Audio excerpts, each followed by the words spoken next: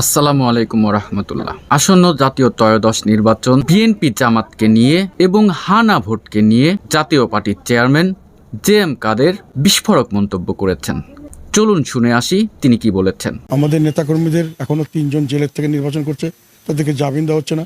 একজন কালকে বগুড়া থেকে উইথড্র করেছে, তাকে নিরাপত্তার অভাব মনে করছে উনি এবং ওনার দলবল, তাদের যারা নেতাকর্মী।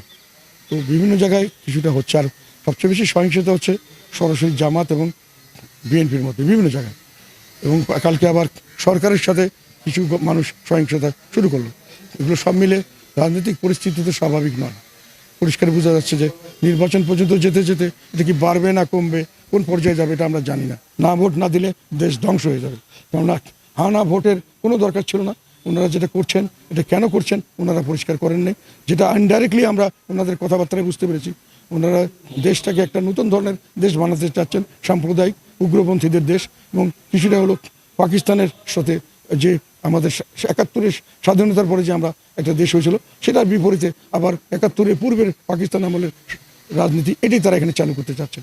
এই ধরনের সংবাদ সবসময় সবার আগে পেতে মাশফিক হেলাল ইউটিউব চ্যানেলটি সাবস্ক্রাইব করুন।